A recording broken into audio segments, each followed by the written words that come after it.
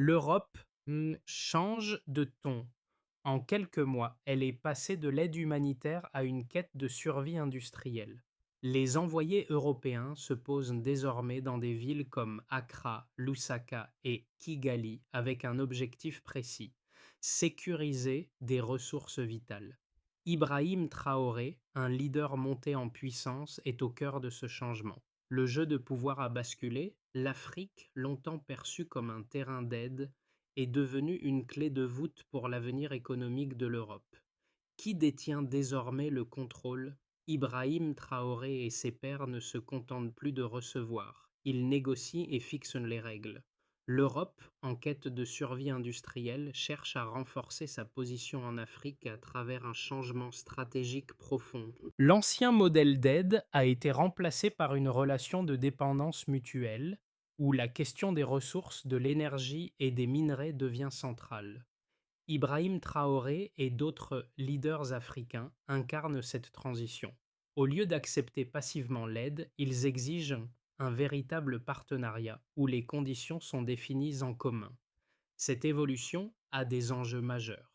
Pour l'Europe, il ne s'agit plus simplement de recevoir des ressources naturelles, mais de sécuriser des chaînes de valeur stratégiques pour sa transition énergétique. Pour l'Afrique, le véritable défi est d'éviter de retomber dans une dépendance déguisée et de garantir que les accords respectent les intérêts locaux. L'enjeu est donc de taille: l'industrialisation du continent africain, sa souveraineté sur les ressources et la capacité à négocier des conditions qui bénéficient aux deux parties. Ces négociations sont loin d'être simples, mais elles marquent un tournant historique. En quelques mois, l'Europe a opéré un changement radical dans sa politique vis-à-vis de l'Afrique.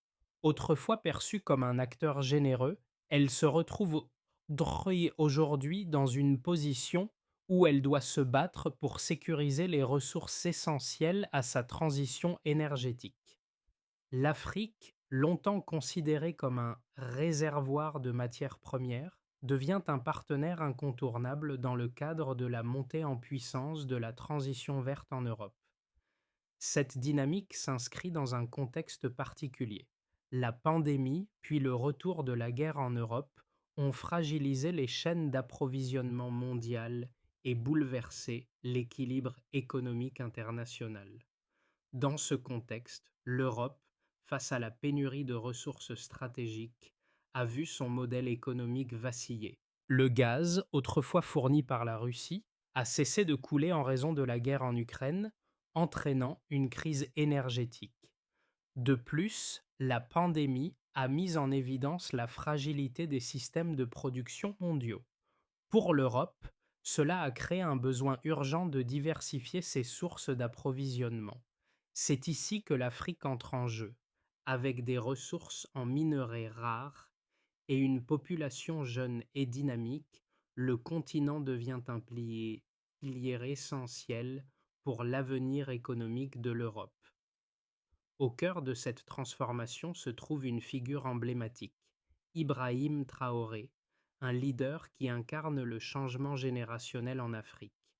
Là où l'Europe cherchait à imposer ses conditions, l'Afrique, sous la houlette de leaders comme Traoré, commence à réécrire les règles. Les pays africains ne cherchent plus à simplement vendre leurs ressources, mais à sécuriser leur contrôle sur la transformation de ces matières premières et à garantir des retombées locales.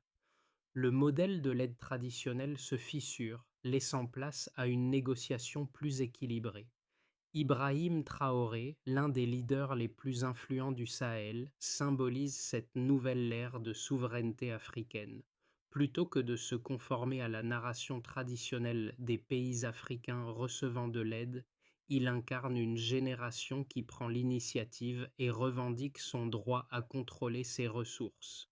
Ce changement de mentalité est crucial dans le contexte actuel où l'Afrique doit naviguer entre les demandes de l'Europe pour ses ressources naturelles et ses propres ambitions économiques. Les pays africains, comme le Burkina Faso, dirigé par Traoré, montrent la voie en adoptant des politiques plus strictes en matière de transformation locale des ressources. Ce modèle va au-delà de la simple extraction des minerais.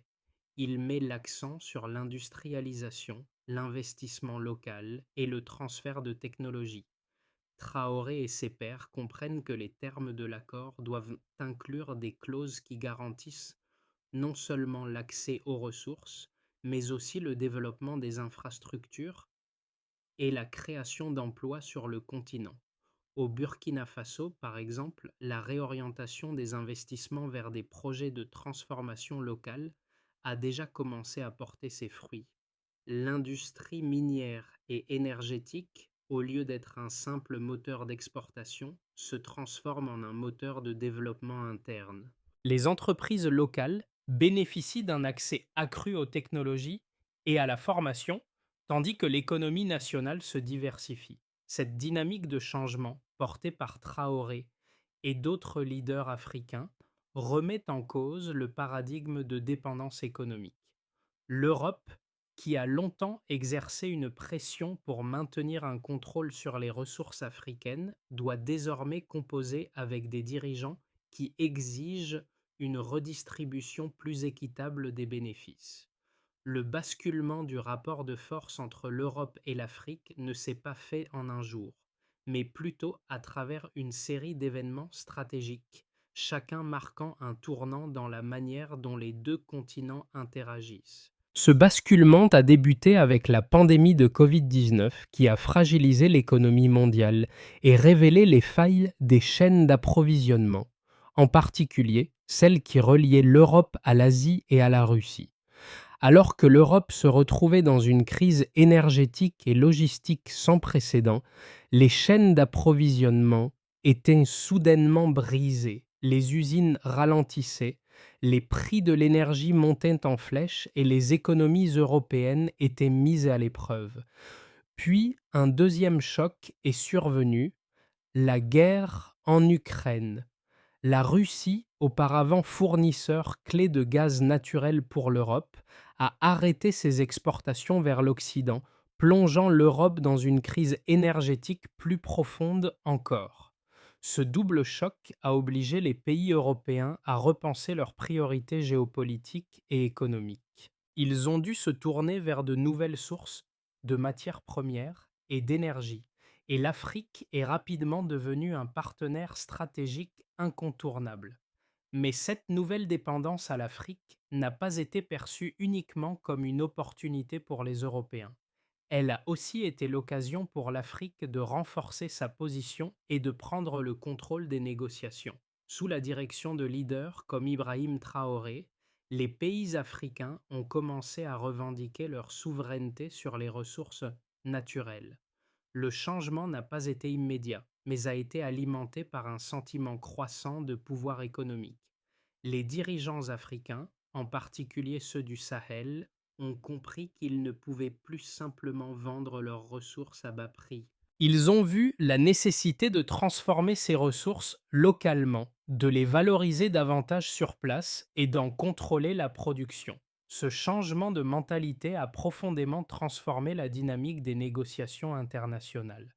L'Europe, qui autrefois dictait les conditions des accords, a dû commencer à négocier sur des termes plus égaux. Les investissements européens, au lieu de se concentrer uniquement sur l'exploitation des ressources, ont commencé à inclure des projets d'infrastructure et de transformation locale. Ces nouveaux investissements étaient souvent accompagnés d'exigences concernant la création d'emplois locaux, le transfert de technologies et la mise en place de structures de gouvernance partagées. L'objectif était de garantir que l'Afrique ne soit pas seulement un fournisseur de matières premières, mais aussi un acteur clé dans les chaînes de valeur mondiales. Cette transition est visible à travers des exemples concrets. En Zambie, par exemple, le pays a décidé de ne plus se contenter de l'exportation de minerais bruts, mais a investi dans des raffineries et des usines de transformation des minerais. Ces projets ont permis de créer des emplois locaux et de renforcer la capacité industrielle du pays. De même, en Namibie, des initiatives similaires ont permis au pays de développer une industrie locale de transformation du lithium, un matériau crucial pour la fabrication des batteries. Le modèle d'industrialisation locale, soutenu par des leaders comme Ibrahim Traoré, commence à montrer ses premiers résultats. L'idée que l'Afrique doit transformer ses ressources sur place pour en tirer la valeur ajoutée a été adoptée par plusieurs pays. L'Europe, bien qu'ayant initialement été réticente à cette évolution, se voit désormais contrainte de s'adapter à cette nouvelle réalité. Au lieu de se contenter d'acheter des ressources à bas prix, l'Europe doit désormais investir dans des projets qui favorisent la transformation locale et l'industrialisation de l'Afrique. Ce changement de paradigme offre de nouvelles perspectives pour les deux continents, mais il reste encore de nombreux défis à relever. Les chiffres commencent à mettre en évidence l'impact profond de ce changement de dynamique entre l'Europe et l'Afrique. D'ici 2025, 31% des exportations africaines devraient être dirigées vers l'Europe, marquant une dépendance croissante de l'Europe vis-à-vis des ressources africaines. Cette proportion est significative car elle révèle un basculement dans les échanges commerciaux. Avant la crise énergétique et la guerre en Ukraine, l'Europe avait un excédent commercial avec l'Afrique. Cependant, aujourd'hui, l'Europe fait face à un déficit commercial de plus de 23 milliards d'euros avec le continent africain. Cette inversion du commerce n'est pas seulement une question de chiffres d'or, elle illustre un renversement psychologique et géopolitique majeur. L'impact de ce changement est particulièrement évident dans les secteurs des minerais stratégiques, essentiels pour la transition énergétique. Par exemple, l'Afrique détient environ 70% des réserves mondiales de cobalt et de lithium, des matériaux essentiels à la fabrication des batteries pour les véhicules électriques et les systèmes de stockage d'énergie. En 2023, les prix de ces minerais ont atteint des sommets historiques, attirant l'attention de l'Europe qui cherche à sécuriser ses approvisionnements pour sa transition verte. Le cobalt et le lithium, autrefois perçus comme des ressources secondaires, sont désormais au cœur de la stratégie européenne. Une autre mesure importante est l'investissement européen en Afrique. En 2027, l'Union européenne devrait investir jusqu'à 150 milliards d'euros dans le cadre de son programme Global Gateway, qui vise à renforcer les infrastructures et les chaînes de valeur en Afrique. Ces investissements couvrent une gamme de projets, des infrastructures énergétiques et numériques aux raffineries de minerais. Cependant, ces fonds ne sont pas seulement destinés à améliorer les conditions de vie en Afrique, mais aussi à sécuriser les ressources dont l'Europe a désespérément besoin pour sa transition énergétique. Ces investissements sont donc perçus par certains analystes comme une forme de survie industrielle pour l'Europe qui cherche à sécuriser ses approvisionnements tout en gagnant en influence sur le continent africain. Le cas de la Zambie et de la Namibie, deux pays qui se sont tournés vers l'industrialisation locale, est particulièrement frappant. En 2022, la Zambie a enregistré une croissance de 8% de son secteur minier, en grande partie grâce à des projets de transformation locale.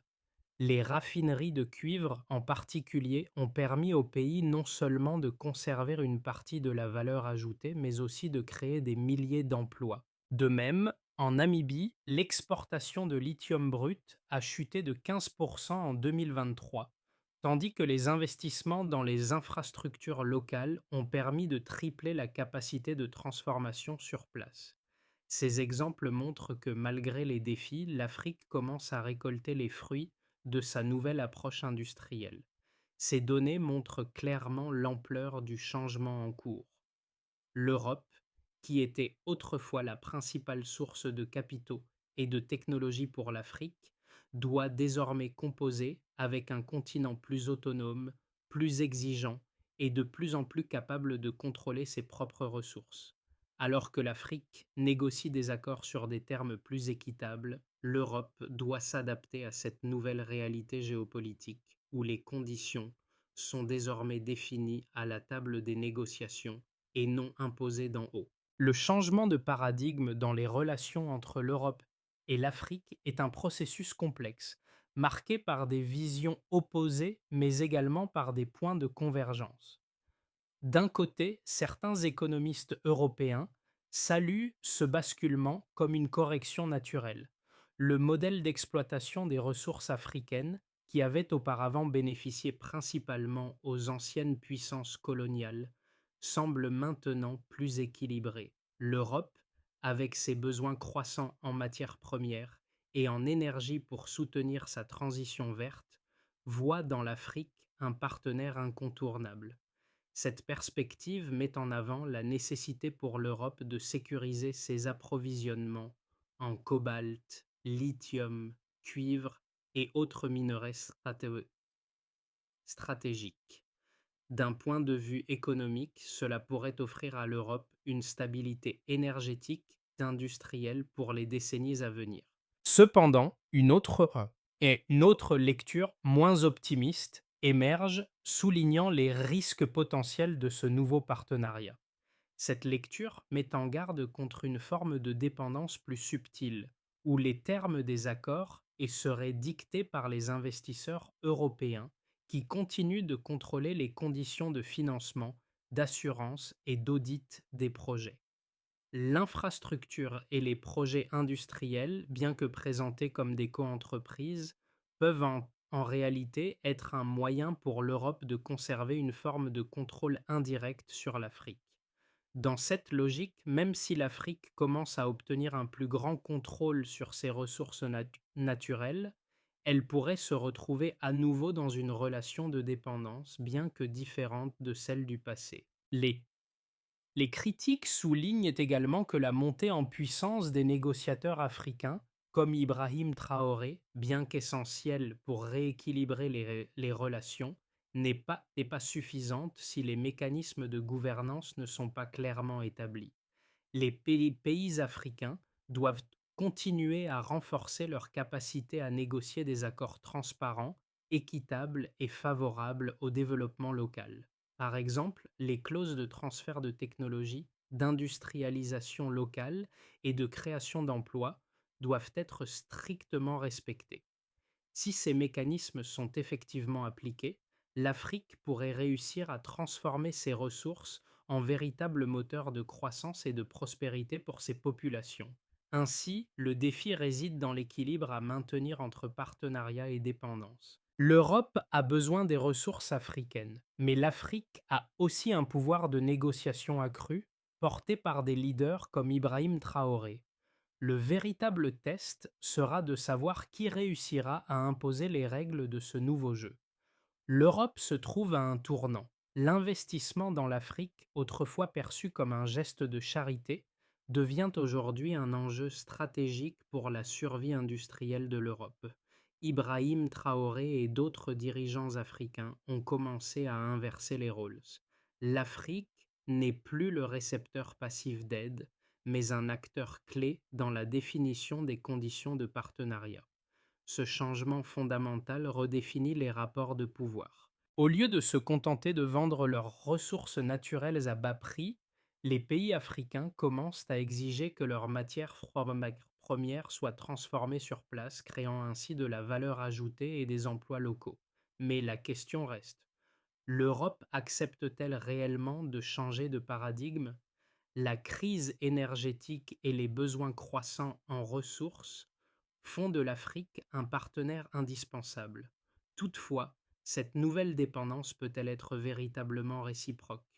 Si l'Afrique parvient à imposer ces conditions, cela pourrait signifier une redistribution des rôles dans les relations internationales, avec des implications considérables pour l'avenir de l'Europe. Les conséquences de ce basculement stratégique sont déjà visibles et s'annoncent encore plus marquées à l'avenir. Si l'Europe cherche à sécuriser ses approvisionnements en ressources B stratégiques, l'Afrique, elle, voit sa position renforcée dans les négociations internationales. Ce changement de dynamique ne concerne pas uniquement les relations commerciales, mais aussi la manière dont les pays africains gèrent désormais leurs ressources. En l'espace de quelques années, des nations comme la Zambie et la Namibie ont transformé leur modèle économique. Plutôt que d'être de simples exportateurs de matières premières, elles ont investi dans des raffineries locales, créant ainsi une valeur ajoutée sur place et des emplois pour leur population. Ce modèle devient une référence pour d'autres pays africains qui cherchent à éviter de retomber dans la dépendance économique du passé. En effet, l'Afrique est sur le point de devenir un acteur majeur de la transition énergétique mondiale. Avec des réserves abondantes de cobalt, de lithium et de cuivre, des ressources indispensables pour la fabrication des batteries et l'électrification, le continent détient une part cruciale de l'avenir énergétique mondial. Ce rôle stratégique devient encore plus important à mesure que l'Europe cherche à décarboner ses industries et à sécuriser ses chaînes d'approvisionnement pour atteindre ses objectifs climatiques. Le contrôle des minerais nécessaires à la transition énergétique n'est plus une simple question d'approvisionnement, mais une question de pouvoir géopolitique.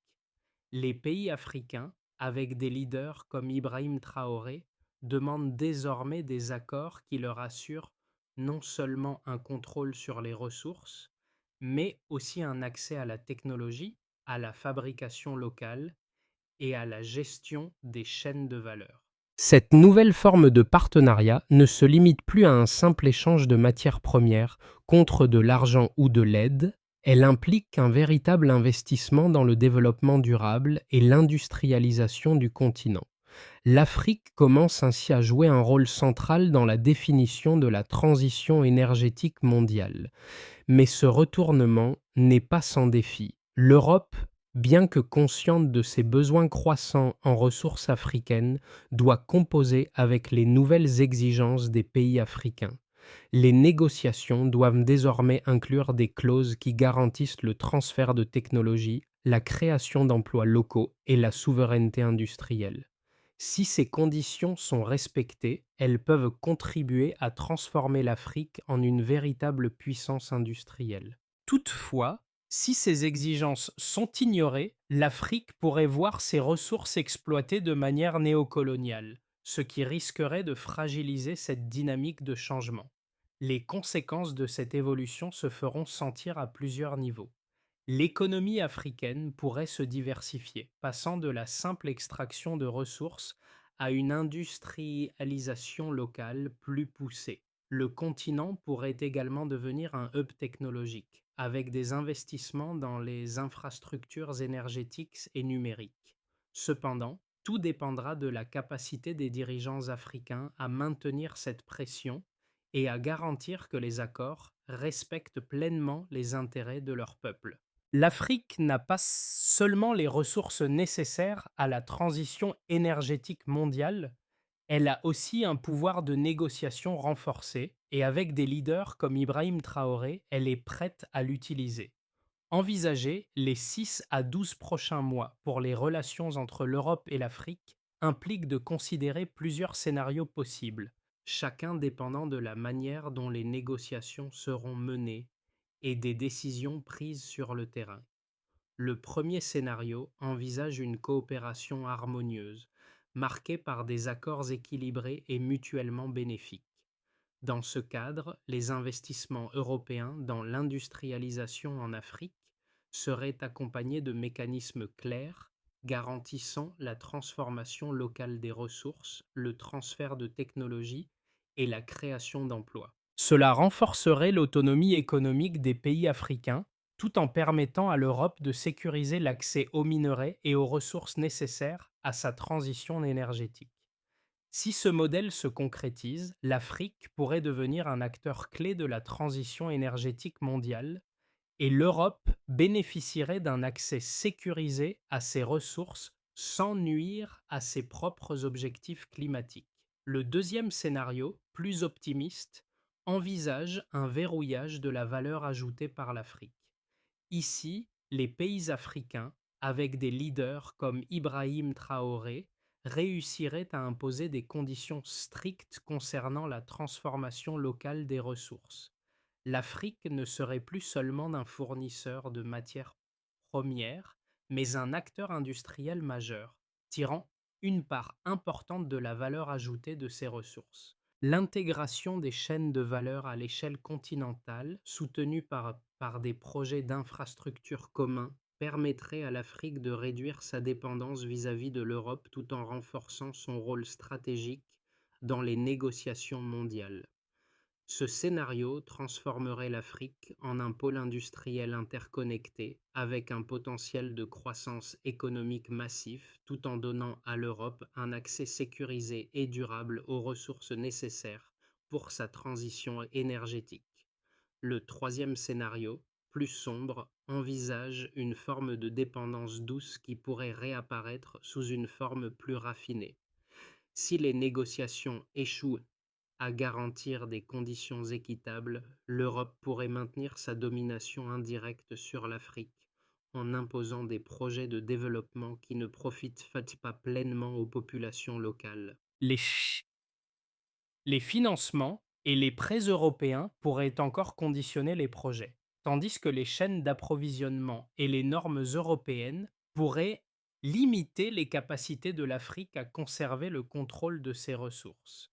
Dans ce cas, bien que l'Afrique pourrait bénéficier d'investissements importants, elle risquerait de se retrouver dans une position de subordination économique où les bénéfices de la croissance seraient inégalement répartis et où la transformation locale resterait marginale. Dans tous les cas, la clé réside dans la manière dont les négociations se dérouleront et dans la capacité des dirigeants africains à imposer des conditions qui garantissent un réel bénéfice pour leur population. Le modèle de partenariat basé sur la souveraineté industrielle, le transfert de technologies et l'intégration des chaînes de valeur pourrait offrir une solution durable. Toutefois, sans des garanties claires et des mécanismes de gouvernance partagés, l'Europe pourrait à nouveau exercer une forme de contrôle indirect, faisant échouer les ambitions africaines de transformation locale. Les répercussions des relations entre l'Europe et l'Afrique ne se limitent pas seulement aux dirigeants politiques et aux négociateurs. Ces décisions ont un impact direct sur les populations, en particulier sur les travailleurs, les entrepreneurs et les citoyens. Pour les groupes les plus vulnérables, comme les communautés locales qui dépendent des ressources naturelles pour leur subsistance, la transformation de ces ressources en valeur ajoutée locale pourrait signifier un changement radical dans leurs conditions de vie.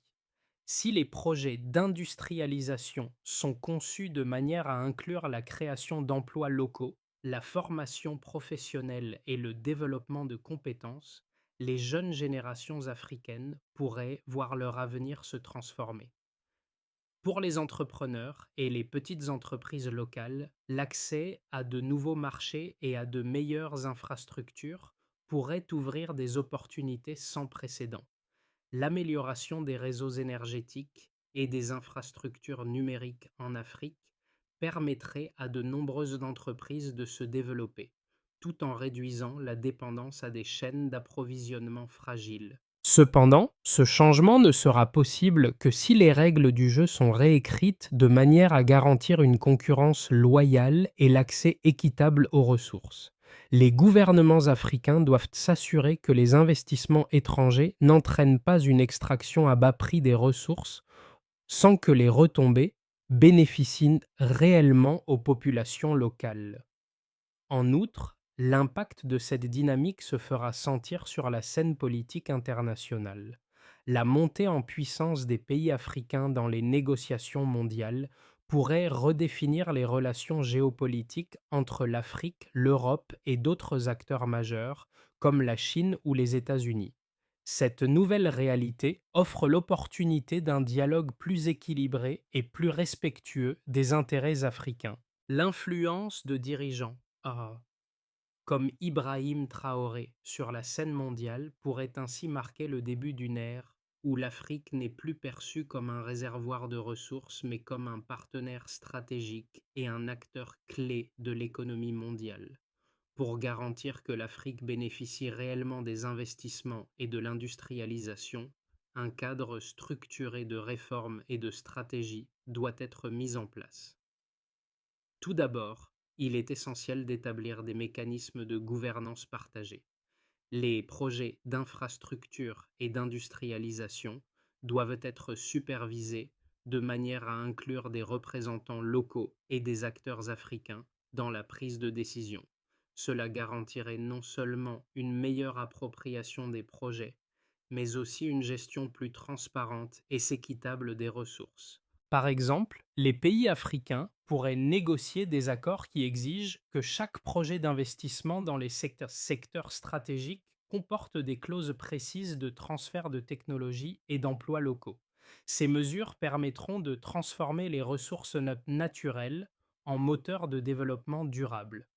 Deuxièmement, la création de zones industrielles et d'infrastructures locales est cruciale pour soutenir l'industrialisation en Afrique. Les investissements dans les raffineries, les usines de batteries et les infrastructures énergétiques devraient être considérés comme des priorités pour renforcer la capacité de transformation sur le continent. L'Union africaine pourrait jouer un rôle clé en coordonnant ces initiatives à l'échelle continentale, garantissant ainsi que chaque pays puisse bénéficier d'un accès équitable aux nouvelles technologies et aux compétences nécessaires. Enfin, il est impératif de mettre en place des mécanismes de suivi et de transparence pour assurer que les bénéfices de ces projets profitent réellement aux populations locales. Les gouvernements africains doivent travailler en étroite collaboration avec les investisseurs et les entreprises pour s'assurer que les projets respectent les critères de durabilité et de réinvestissement local et qu'ils contribuent à la création d'emplois et au renforcement des capacités techniques des populations. À travers les changements en cours, Ibrahim Traoré devient le visage de cette nouvelle Afrique qui refuse de se contenter d'un rôle passif dans le monde globalisé.